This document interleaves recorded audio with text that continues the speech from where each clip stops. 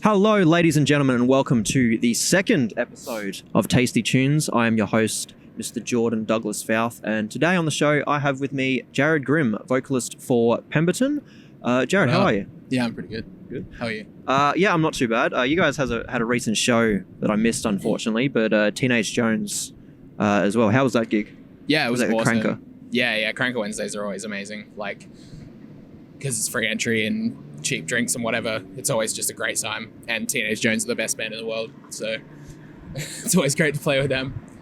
Horror My Friend, you also played with them recently. How was that? Yeah, that was awesome. Playing Fat Control is always fun as well. Yeah, that stage is super great. And the backstage. The only time you go to Fats is when there's a band on. Yeah, basically. Other than that, definitely. just don't do it. It's always been a bit like dungeony for me. Yeah, that's the one that is like the bunker. Yeah. Okay. Used to be the Cavern. Okay. Used to be like heaps of hardcore shows there and stuff. Yeah, I remember someone telling me they kind of based it off that the first venue that the Beatles played in. Yeah, the Cavern in Liverpool, which I've been to. Really? Yeah. How is it? It's not the same venue. Oh yeah. They like recreated it somewhere else in Liverpool. I think it like burned down or something. Okay. Yeah, it's sick. There's like a bunch. Which is weird because I think it was built as an actual like bomb raid shelter. Yeah. Bit bad that it burns down. Yeah, I don't know what actually happened to it. If that was what happened to it, but yeah, no, it was sick. My brother and I just kind of stumbled upon it. Really, we were just like, we're on holidays with our family and stuff, and just kind of were walking around Liverpool, and yeah, just like, this is the Cavern. Sick, let's go in. Let's have a look. So it's still a running venue. You can go in and get a drink. Yeah. I was 16 at the time, so I chose not to drink. Their drinking age is 18, Yeah. same as us. Yeah. Okay. I still got served everywhere though, so Wow. Okay. good thing we're not in England. Otherwise, the cops would be after me. Yeah, you just say you're a tourist. Yeah. It's like, what are they going to do? Well, it's like because I'm pretty big, and most of my family's pretty big. Like, I think no one really asks any questions. Yeah. No one Okay. really- That helps. Yeah. There you go, kids. If you want to drink in bars, just put on a little big. extra weight. You also played Woolly Mammoth Festival recently as well. Playing in August. Playing in August. Okay. I got my dates wrong. Are you looking forward to that? Yeah, it's going to be amazing. Liam and Lockie are mates, the guys who booked it, and it's always nice to get to play with Bugs. We played with them earlier in the year, and they're the nicest band ever. They are. I've heard a lot of stories. They're nice people. They're absolute legends. Like, because the show we played was just them and us, and like we ended up just hanging out all night, and yeah, super nice guys. Connor is one of the nicest. I can't say enough nice things about them. They're nice. That's it. They're just nice. They're just nice people. The lineup for that festival, like Press Club, Lazy Susans, Bethel Bowls Club, Teen Jones again, like lineup slaps. Yeah, it's amazing. I'm really loving like the all the bands that are playing the festivals now in Adelaide. I think people are starting to realise that Adelaide is a real place. Yeah, we should go there and play.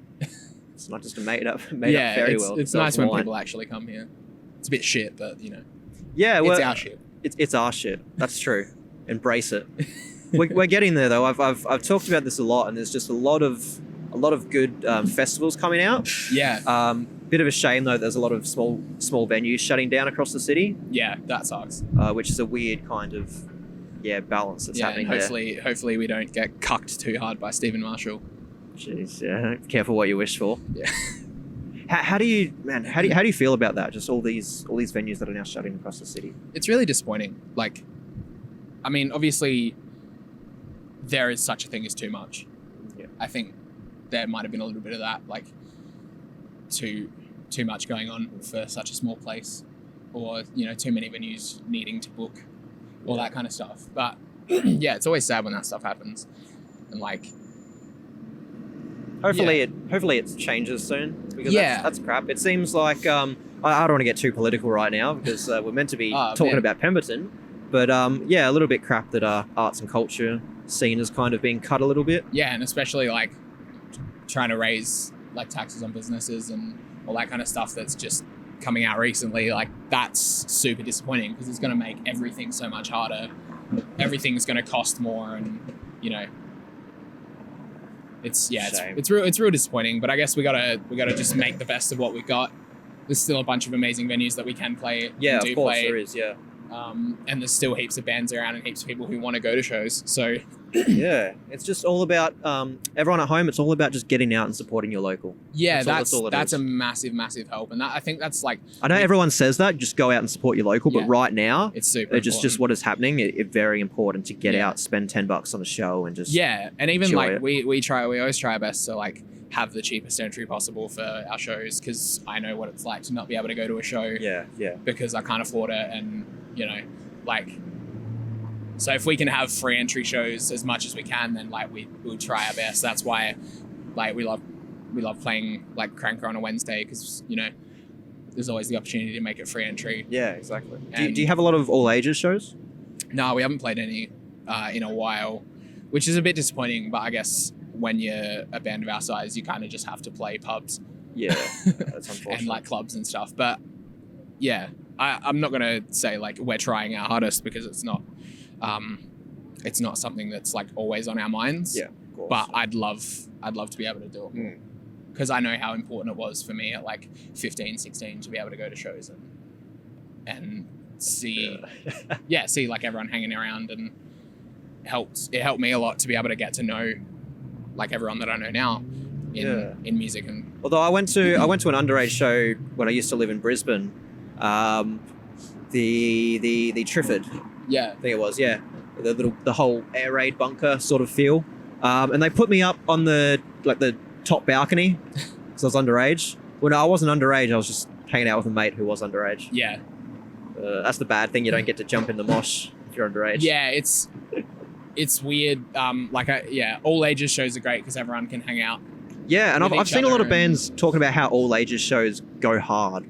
Yeah, they do. Something about just those like 16, 17-year-olds that they fucking love it. Like, it's because like I've started to realize a bit more now, like as I've started to get older. I mean, I'm still only 20, but you know what I mean?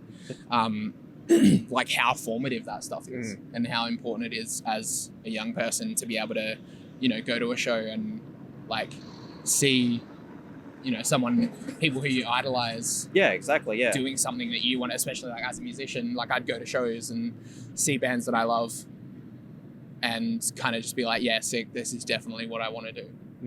It's helpful. It really is. But sometimes, licensing all that crap. Yeah, it gets a bit hard. It's hard. Like, and we kind of like we book our own shows as much as we can, but a lot of the time we'll just kind of get put on shows, or people will ask us to be on shows. So a lot of the time it is unfortunately out of our hands. Is that only a recent thing that people have reached out to you to get on bills and whatnot? Yeah. I mean, I guess it's like as soon as you start making friends with people in bands and stuff, that kind of just sort of happens. But definitely in the last like year or so, getting asked to do like bigger shows. Yeah.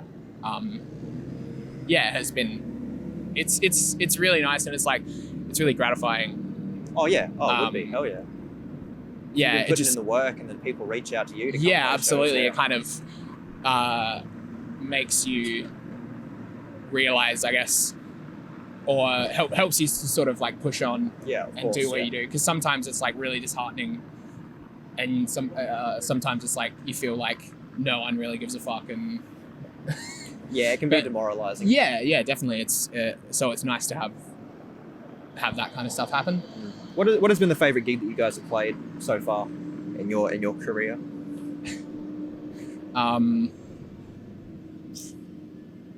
I'd probably say when we played with Luca Brasi. Oh, that was amazing, and because it was at Lion Arts, that place is like I played at Fowler's a couple of times, and it was a pretty good venue, but like now it's just amazing. Like that stage is sick. Yeah, it's quite cool what they've done now. I think Lion Arts might be like the biggest venue that local bands could play here in Adelaide besides Western. Yeah, totally, and like, and getting to play with Luca Brasi was amazing because they're an amazing band. And how'd that come about?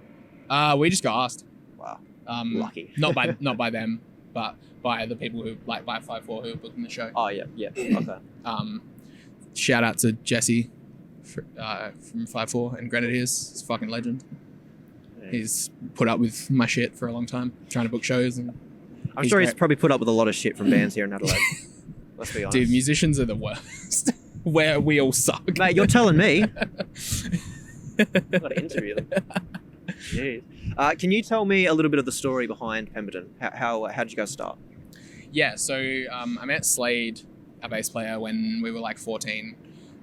Just kind of started fucking around, like you do when you're that age. Yeah, and of course, yeah.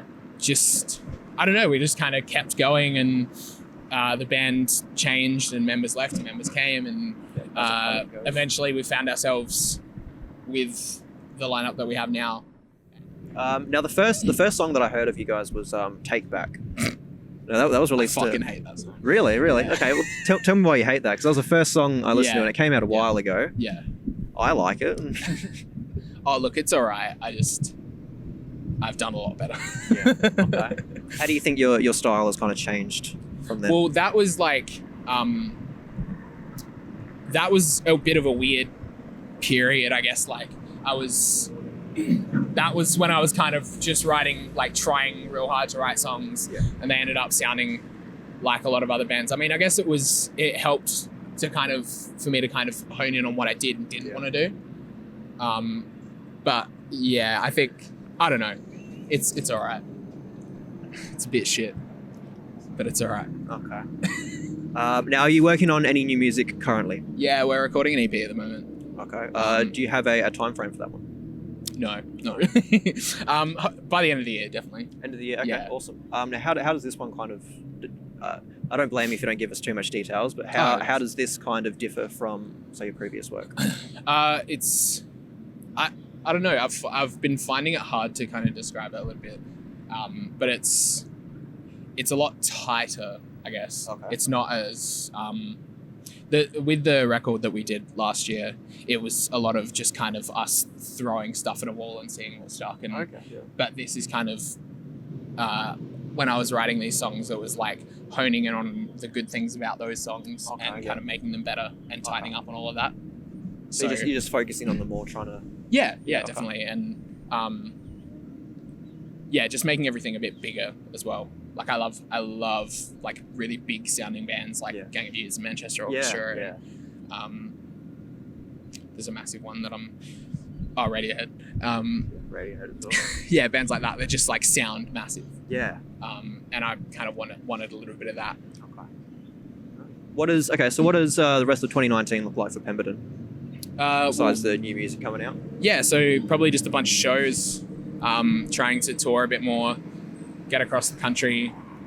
Definitely want to play like Brisbane, Hobart, maybe Sydney, if we can. Sydney's very hard. Any specific venues from those places you'd like to go to? Not really. I mean, I'm not too familiar with anything in Brisbane. So just kind of wherever. But I would have said the Rev in Melbourne, but that's closed now, so that's fucking sad. Yeah. I love the Tote though. Tote's super cool. Yaya's is pretty good as well. Yeah. But yeah, just kind of wherever will have us basically. Yeah, wherever will let you in, give you an all right paycheck as well. Yeah, definitely. As long as we're not losing a ton of money, then that's it. We're happy. Just enough to pay for the flights. Yeah. Or the fuel. Yeah. Would you fly or would you?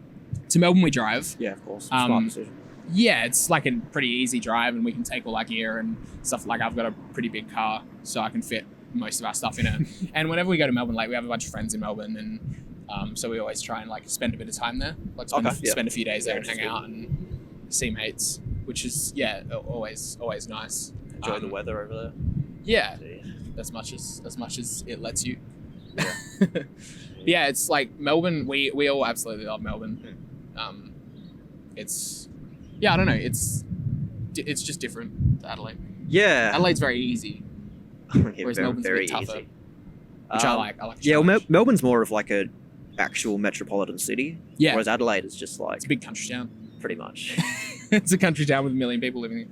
That's about it. All right, Jared, it's been an absolute pleasure sitting here and chatting to you today under the statue of Queen Victoria. Yeah. God rest her soul.